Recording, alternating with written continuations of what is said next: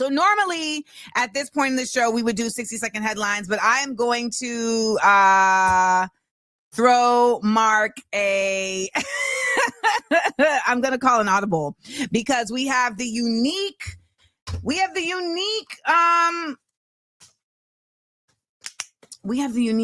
luck of having somebody that understands the military. So why wouldn't we talk to them about this Hegseth BS? Like we got to break it all the way down. So you know what? We're going to switch up things today. Typically we would be having our 60-second headlines, but we're actually going to do a critical thinking exercise with Mark Wayne from Colonial Outcasts. Let's get into it. AmandaLand. Let's get it.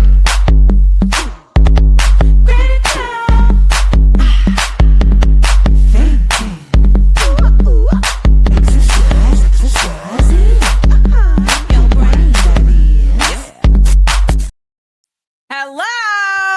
How's it going, Amanda? We finally meet. We do.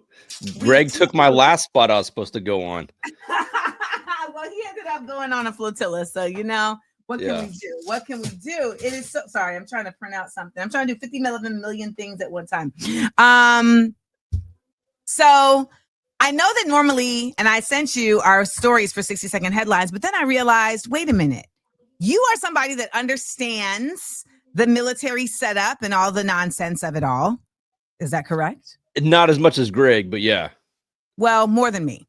I don't know. You might know more than I do. I don't know. But I felt like it would be. Anyways, it is a shit show, and I felt like we together could break down what Hegseth and Trump are really talking about, because I think it's really easy for folks to look at it and just say, oh, they're so dumb, they're so silly, but it's actually much more sinister what they are describing and what the plans are for where they're moving. And it's the type of stuff that you've been talking about and that we've been looking at pattern recognition for, and then they're saying it out loud. So for those of y'all who don't know, Pete Hegseth, that's an idiot, Mark. He's really an idiot, man. I think that's the point.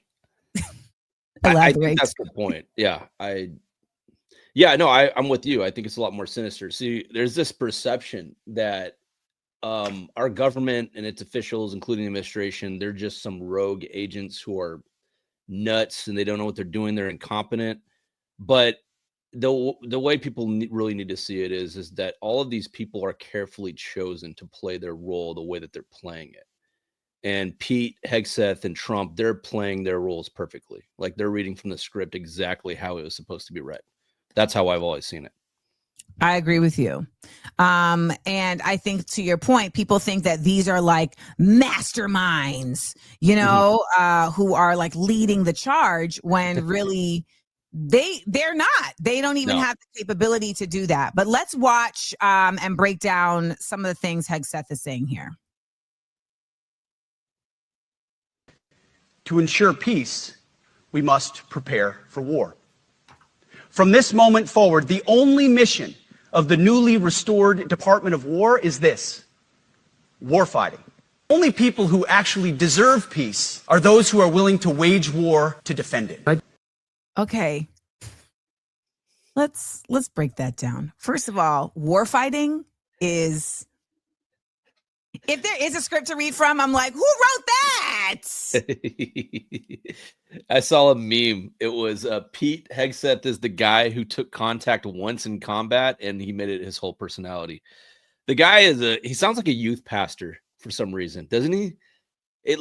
I swear I've had so many, like as a kid, I had so many youth pastors sound just like that. The way he's talking to a group of teenagers who are learning about Jesus for the first time. I don't know.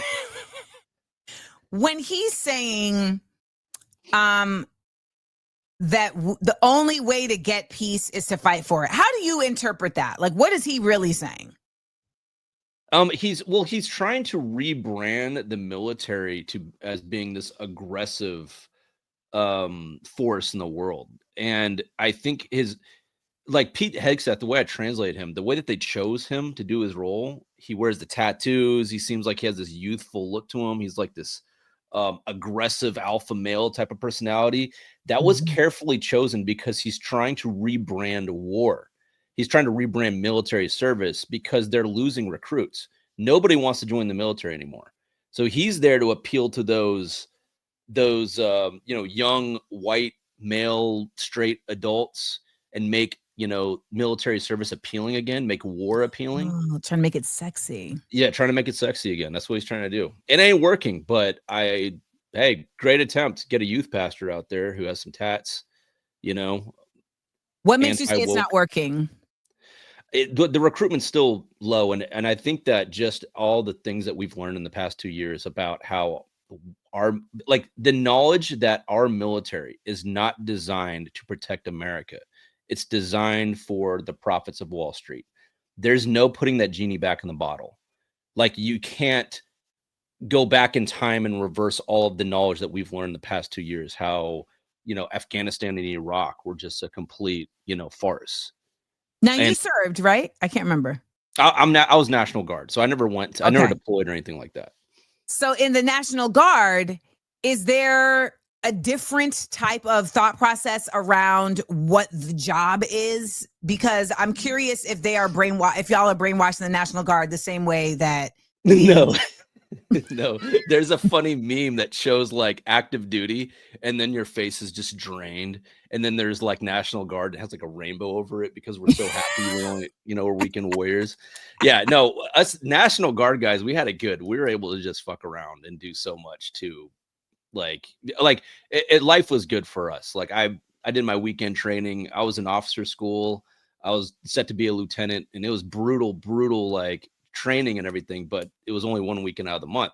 I tapped out because I had a back injury. I'm just like, fuck this. This is dumb. I'm gonna go start a militia or something. Like, I'd rather do that. Side note, we have to be easy on the cursing because Instagram likes to censor. Right. We're live on Instagram. Sorry, YouTube. Sorry, YouTube. Oh, YouTube got it. likes to cut off the algorithmic sharing if you curse. Yes. Good to know from when we do our lives on YouTube. Yes. Great. And so when you saw the National Guard being deployed to do this nonsense in DC and LA, what were your thoughts on that? I mean, my thought is like, I know they don't want to be there. They probably think it's really dumb.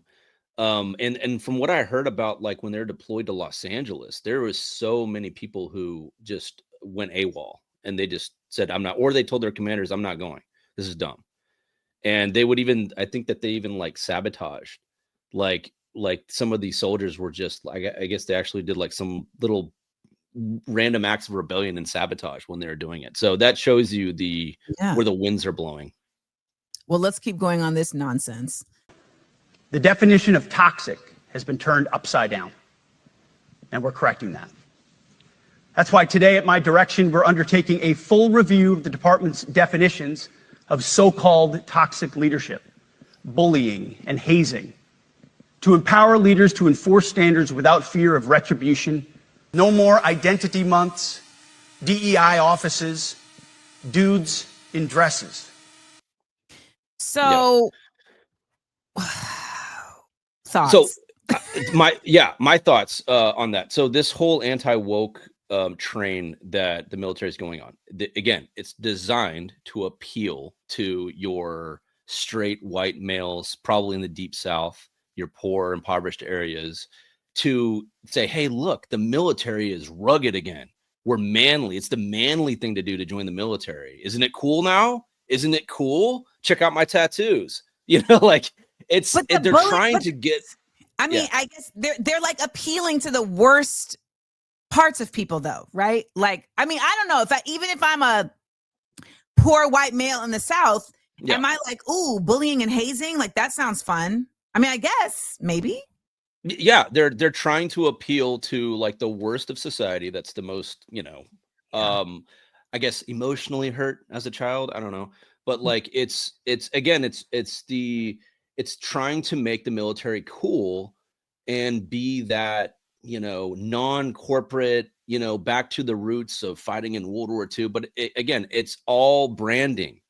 And I think that regardless of this effort, it's not going to appeal to people, even your toxic bros like myself. like if I were 18 years old and I was watching this, after everything that I've learned on social media about what the US government has been doing in Afghanistan and Iraq and how we're really not fighting for the American people, we're just fighting for the profit margins of the NASDAQ and some creepy old man who went to Little St. James, I would be like, no, I don't care what you brand this as. It's not, what does it matter what you brand it as? It's still not going to be me fighting for my country. So that's why I don't think it's going to work. I'm glad to hear that you don't think it's going to work, because when I see this kind of stuff, it feels so far removed from like the spaces that I have access to even have insight into whether it's working or not, that I feel like, okay, I might say this is nonsense, but I don't know, like I'm not talking to folks in the National Guard or, toxic white guys. I really try to stay far away from toxic white guys. You're talking to me. I mean, I don't know. Why do you consider yourself a toxic white guy? I don't know. I think I'm kind of toxic. When I get mad, if you ever see me argue with, if you ever see me argue with a Zionist, I get really toxic. That's fine. Do you get toxic? Yeah, that's fine. Yeah, don't say you're toxic. You're a handsome white man. We're gonna allow it. We're gonna allow it. Yeah, we're gonna allow it. Let's go. Hegseth. Now this is a toxic white man. No more climate change worship. No more division, distraction, or gender delusions. No more debris.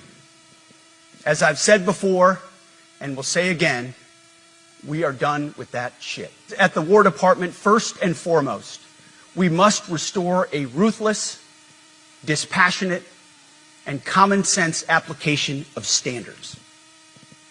I don't want my son serving alongside troops who are out of shape, or in combat unit with females who can't meet the same combat arms physical standards as men. Frankly, it's tiring to look out at combat formations, or really any formation, and see fat troops. Damn. Likewise, it's completely unacceptable to see fat generals and admirals in the halls of the Pentagon. Damn. And leading commands around the country and the world. It's a bad look. It is bad, and it's not who we are. Damn. He called all of them in there to say, you're fat. Yeah. But this is the branding you're talking about.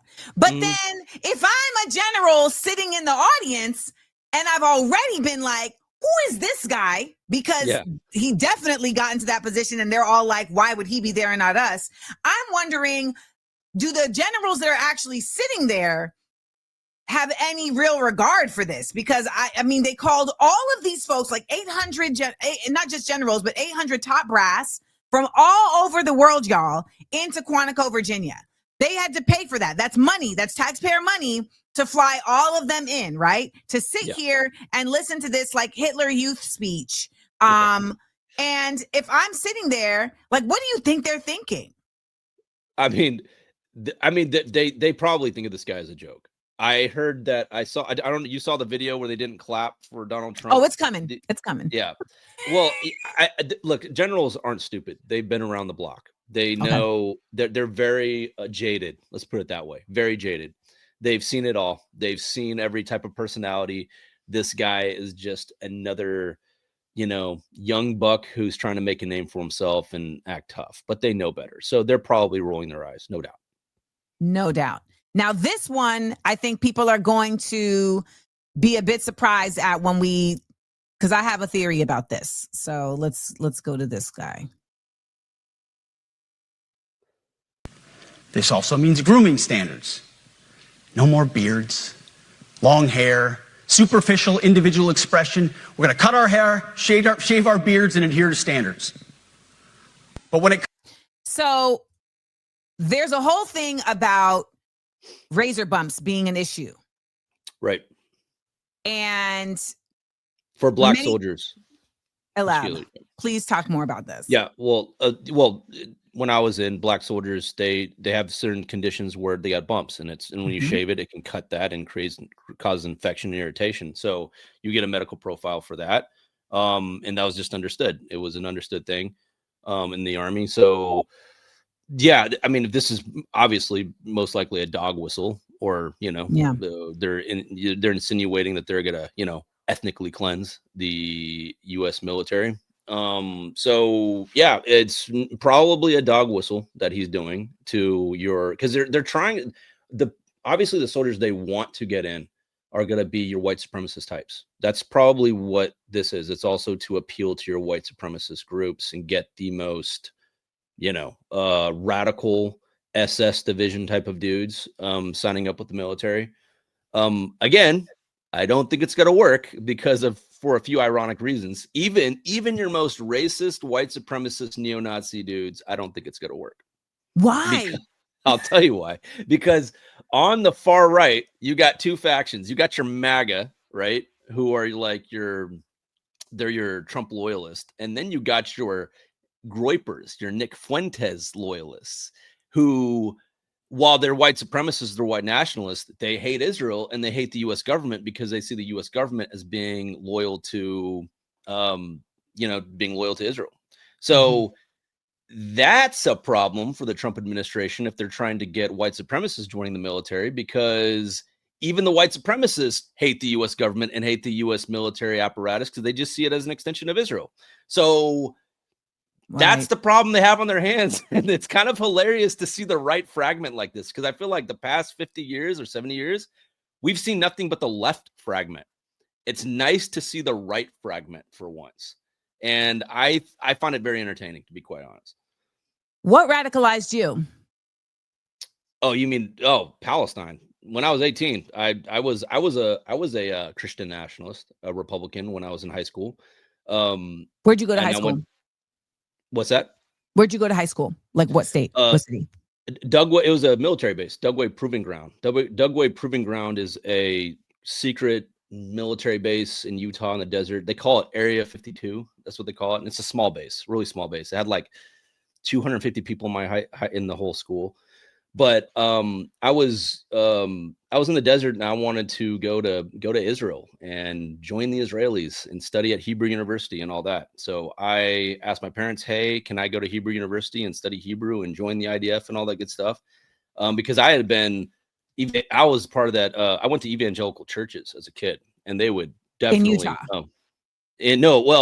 Not in Utah, but in Kansas City. So in Kansas City is where I got evangelicalized, I guess you can call it. And became like an evangelical Zionist. So when I went to Hebrew University in Jerusalem, they happened to assign me to a dorm floor that was full of Palestinian Muslims. And first night, I started arguing with these Palestinian dudes who were on my dorm floor, and we were yelling and cussing at each other, and I was unloading all my Islamophobia that I was taught in church. And then after just arguing and having a great time with them, I kind of felt a brotherhood forming. And that was my first night in Jerusalem, my first day in Israel proper. And I just fell in love with them. And they became my brothers, and I wound up going and visiting their villages and their families. And I loved the culture. I loved the bravery, the code of honor. It really spoke to my redneck cowboy side of my family that's big on like small community codes of honor. You're shaking somebody's hand, that's your word of honor, that kind of thing. And the Palestinians lived like that. The Israelis, however, were like just weird to me. I'm like, damn, these people are just, something's wrong with them. Like they have no roots. There's no deep like constitution within them. They all feel isolated. They all feel psychologically they have issues. They have this, they're very racist, which I wasn't raised that way. I mean, like I had a lot of problematic, like nationalist Christian views, but I wasn't racist. That was a no-no in my family. But the Israelis were just blatantly racist. How can you be a nationalist and not racist? Well, like in the church world, like you got your like think about like your international diverse evangelical churches, like your Assemblies of God. You have you have diversity there and everything. But it's very nationalist in the sense that it's like America is the Christian nation, and the American version of Christianity is the ultimate one. But the rest of the world is like, they're the enemies of God, or they're not as advanced as Christianity. So I mean, my mom was she was my godmother is African. She's from Zimbabwe. So I was raised. Is she black? I was co-parented by by Africans growing up since I was little. So my mom was from Zimbabwe, my godfather's from Zimbabwe, my god siblings. So I grew up with them, and they were part of that that Christian community as well in Oklahoma. So when I went to Israel and I saw like the blatant racism that Israelis just espoused every day, like I remember them saying when they saw me hug one of my Palestinian friends at the Hebrew University, this girl who I was flirting with, this Israeli girl, she was like, you know them? And I'm like, yeah, I know them. And she's like, but they're Arab. And I'm like, well, this is the Middle East, like, yeah. And she's like, well, they're bad. And I'm like, what do you mean they're bad? Like, are you joking with me? Like, is that, I mean, you exaggerating? He's like, no, you're serious. Oh, wow. I need to talk to your parents. Like, this is like, so it was just every day how Israelis, to them, racism is not anything. There's no stigma to it. It's acceptable. It's a way of life. Yeah. Yeah. And it wasn't what I thought it was, because I was taught that the Israelis were like the children of God. They were the ancient Israelites, which I kind of like later on detected, like, no, these guys are not the ancient Israelites. Like, they're just Europeans. They're just Europeans that just showed up. Like, there's nothing indigenous about them.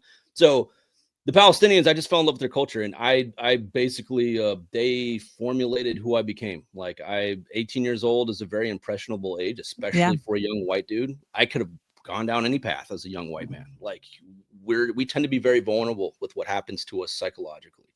And luckily for me, Palestinians were the ones that kind of formulated my personality at a young age. Like, I just wanted to be like them. Like, I wanted to live up to that standard of having that code of honor and bravery. So, yeah, but that radicalized me early on. I became an anarchist. After that, I went from Republican to anarchist when I was in Palestine. Like, I was just like, I saw the way the Palestinians lived. They lived the way that they lived. They don't need a government. Like, if Palestine didn't have any government, like no judges, no governors, no police officers, no military, they would be just fine, because the way that they govern themselves with purely a code of honor and tradition, like that convinced me that that mankind does not need government if we do it right. If we lived like Palestinians, we wouldn't even need a government. So I became an anarchist right away. I see what you're saying. Yeah. Yes. If we had code, like a cultural code, you don't need governance. Well, but I mean, conceptually, that's essentially what communism is supposed to be. To lead to.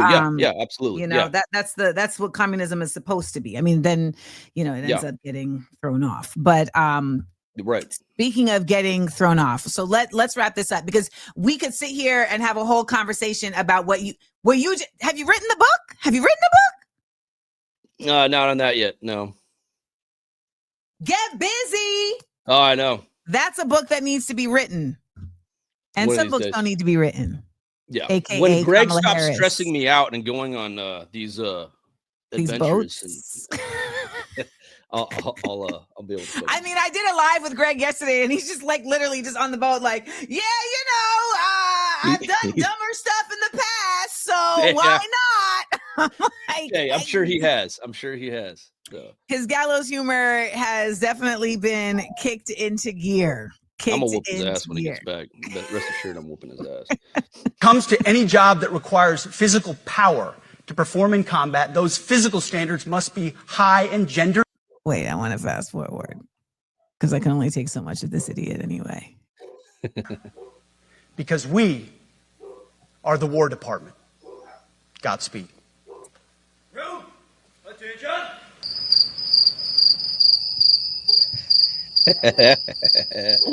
I've never walked into a room so silent before. And if you want to applaud, you applaud. You can do. The fact that Trump had to come in and do crowd control, but like for silence, like you guys can clap if you feel like it. It's great to see. I love it. It shows where the wind's blowing in the military.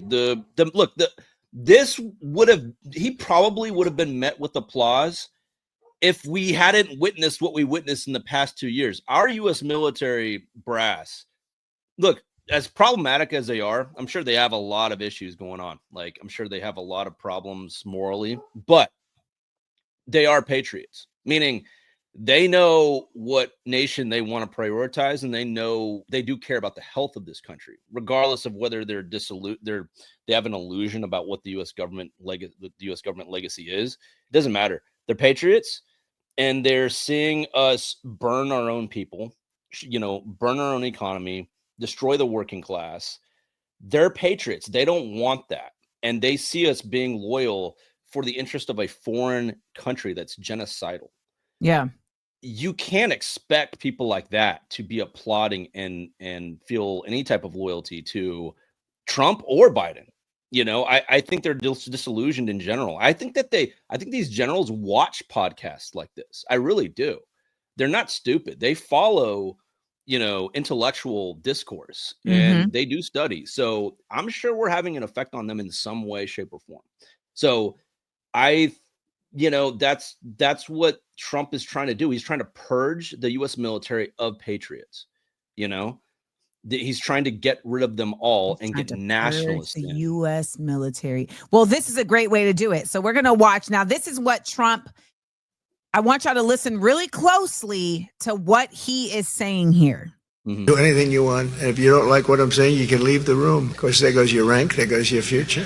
Portland, Oregon, where it looks like a war zone. Unless they're playing false tapes, this looked like World War II. San Francisco, Chicago, New York, Los Angeles. We're going to straighten them out one by one. That's a war, too. It's a war from within. Pete, we should use some of these dangerous cities as training grounds for our military. We untie the hands of our warfighters to intimidate, demoralize, hunt, and kill the enemies of our country. Now they like to say, oh, you're not allowed to use the military. Well, that's what the oath says, foreign and domestic. Well, we also have domestic. To our enemies, FAFO. It's the enemy from within, and we have to handle it before it gets out of control.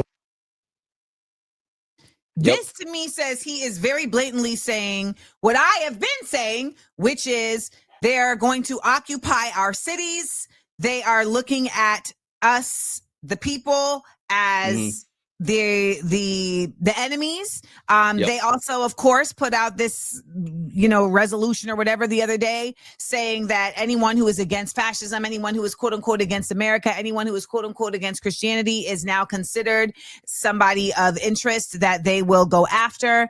And I don't think enough people are taking what they're saying seriously. No, I mean, it's very obvious what they're trying to do. Like you said, they're like poking America, like, come on, turn into Nazi Germany, let's go. And it looks so pathetic and desperate. Like, that's what I got out of that. Like, it's. But my question is, are they also poking America to give them a reason? Like, I feel like they're saying things that are dog whistles for, we are going to militarize this country in order to give us a reason to martial law. Like, I feel like that's what I'm watching. Yeah. No, that is what you're watching. Yeah. In fact, you bring up a good point. These ICE raids and stuff, right? Now we know that ICE has been deporting people for a long time, especially under the deporter in chief, Obama. Like, so that's nothing new. But the visceral nature of these deportations, like arresting a mother after she gives birth in a hospital, going to elementary schools, it's very provocative, the exact targets they're choosing. They could do it in silence, or they could still do but they're doing it like in your face. Point. Cruelty is the point. Either they're trying to desensitize us, or they're really trying to really stoke on a civil war or an uprising to give them an excuse for, like you said, martial law. So Trump is trying to shift that Overton window of fascism, like way over here. And I have two theories about that. Either he's trying to do that to just normalize it and try to bring out all the worst fascists in the United States to join him in this army of fascism. Or he's trying to pave the way for a Democratic candidate to seem normal, to seem like, the ratchet effect. When the Republicans do something extreme, it makes a Democratic candidate look like acceptable, because even if he's just an inch not as much fascist, then we're just worshiping at their feet. We're throwing their votes at them. And now everything else horrendous is kind of normalized. So that's what I feel like the play is going on here. I feel like this is a Republican and Democrat thing where the Republicans are really trying to take this to the extreme so that the Democrats can seem very appealing. And then we will accept any fascist stuff that the Democrats do as long as it's not as visceral as what Trump is doing. That's my worry. That's one of my second worry. I mean, because at the end of the day, they're all down for Israel. Yep. And my theory is that Israel is going to attempt to annex the United States. I really believe that. When we talk about this concept of every accusation is a confession when it comes to Israel, they're always talking about sleeper cells.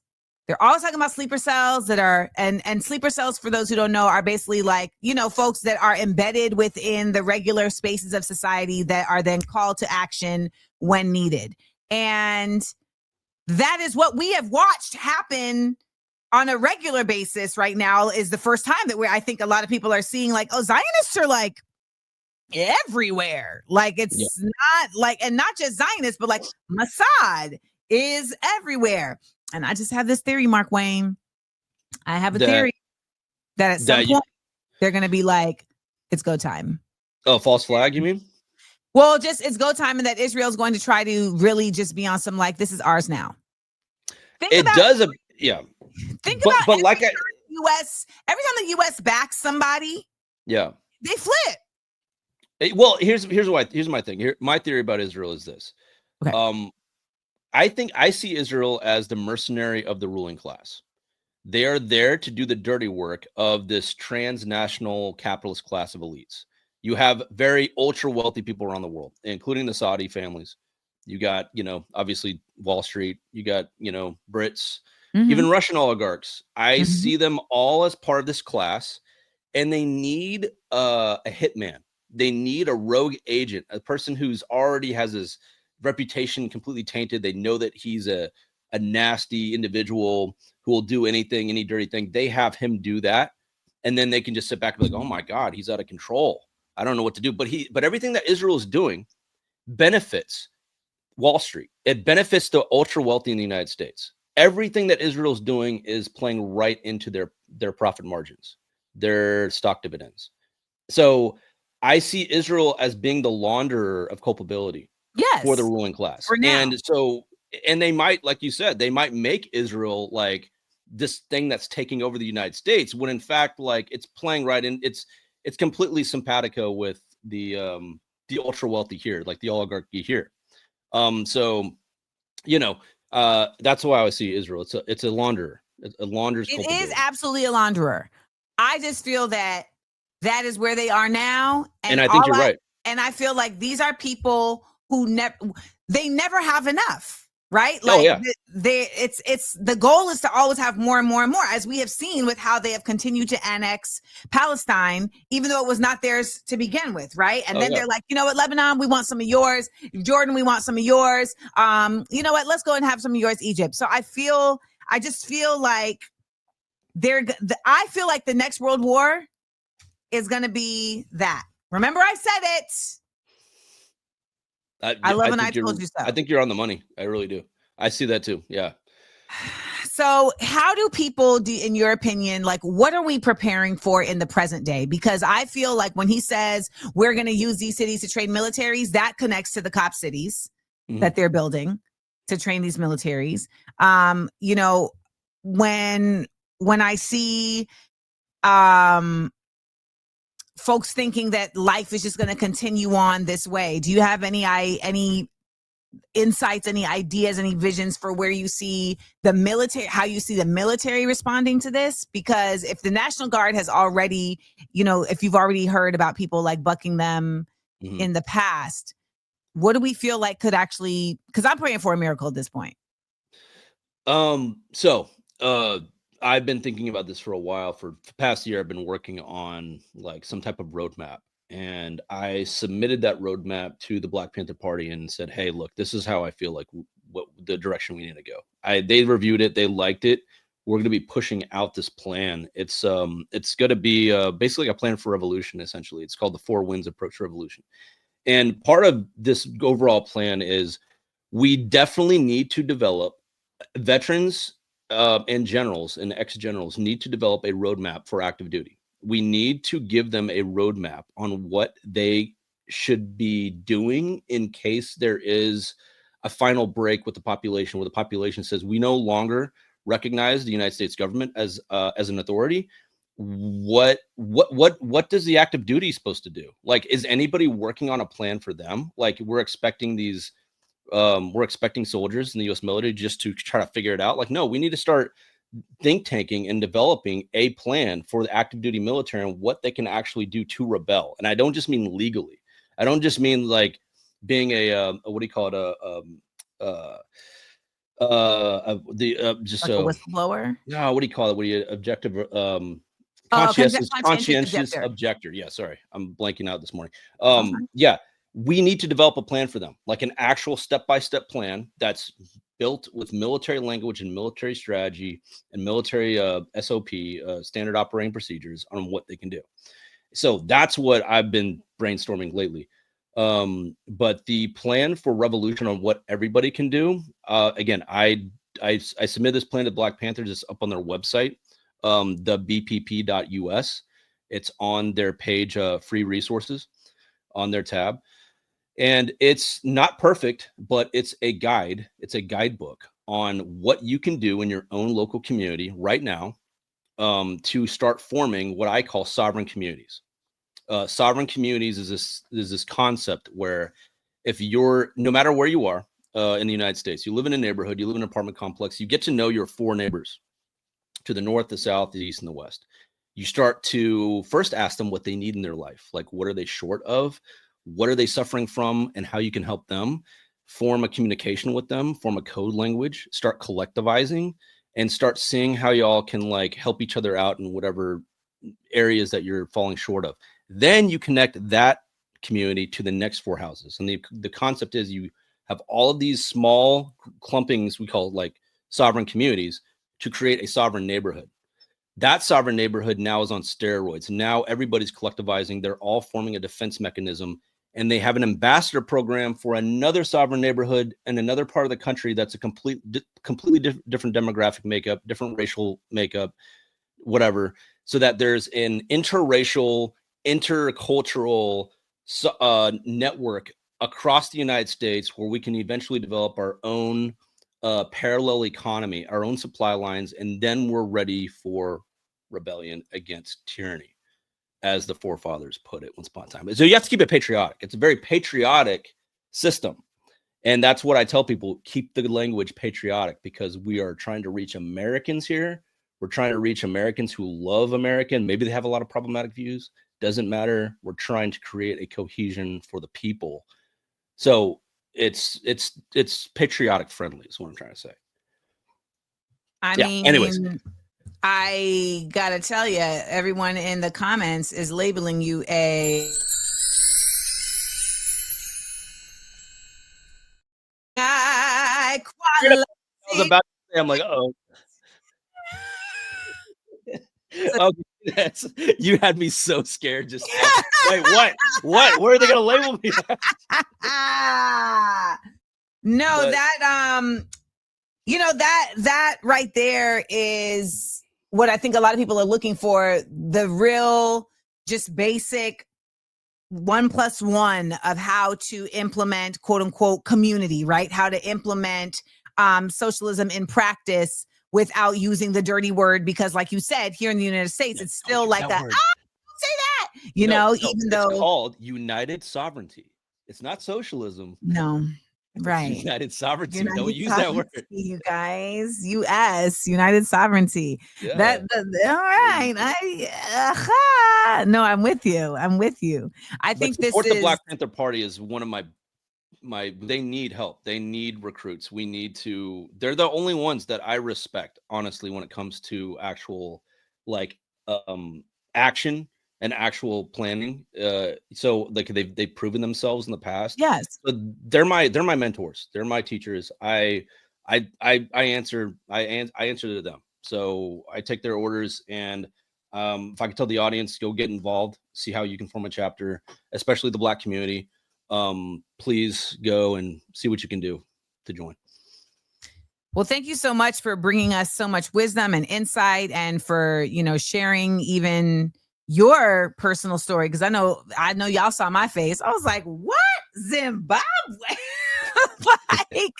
It just took so many turns. That was a movie, a film, a play, a graphic novel, and it was just your life. And then we threw in the Black Panthers with it. And I think a lot of people think that the Black Panther Party kind of just ended after Huey P passed, and just the expansion of the crack era, et cetera, into dissolving a lot of and Black excellence, dissolving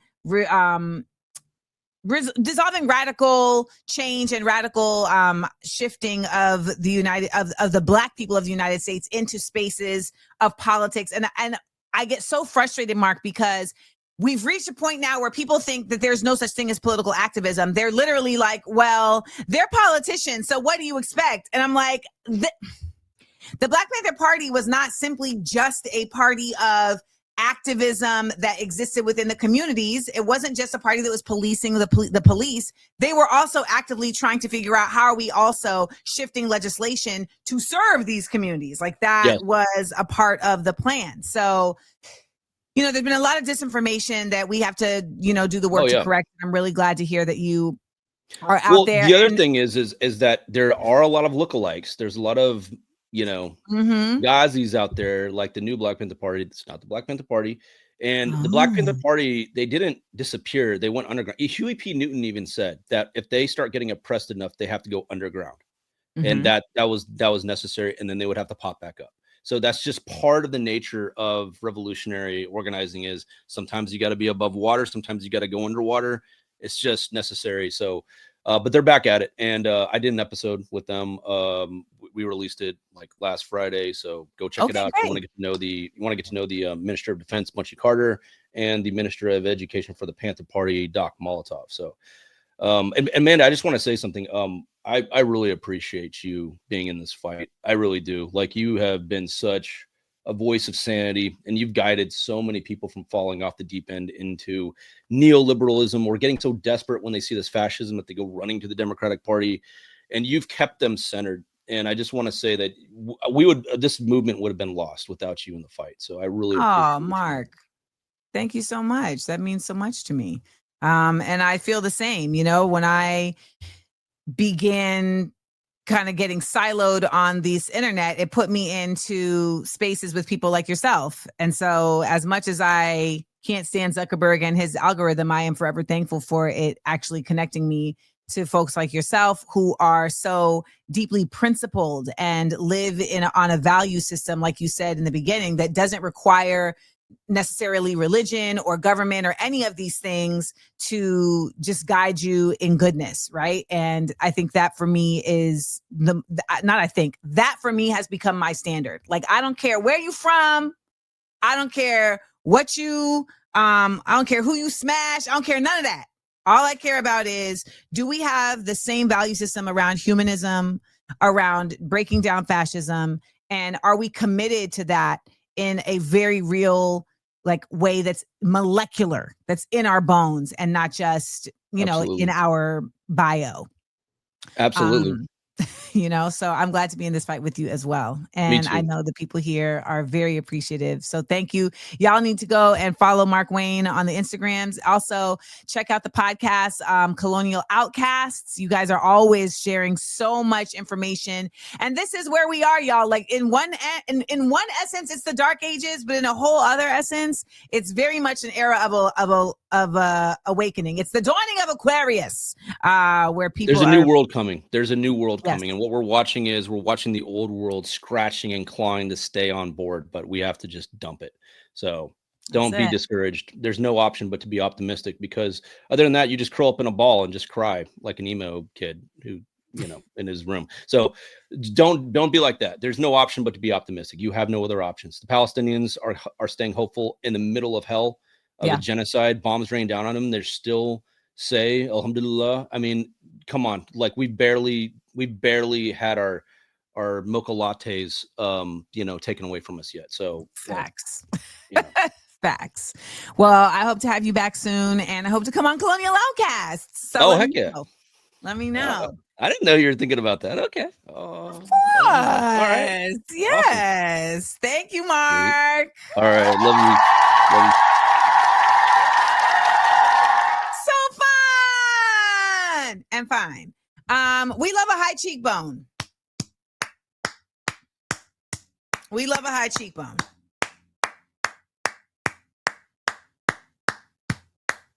Okay. Him saying love you, but me cutting it while he was saying love you. That is one of my, I'm so mad I did that. Love you too, Mark. Love you too, Mark. I feel so bad. Love you. Click. Damn. Amanda.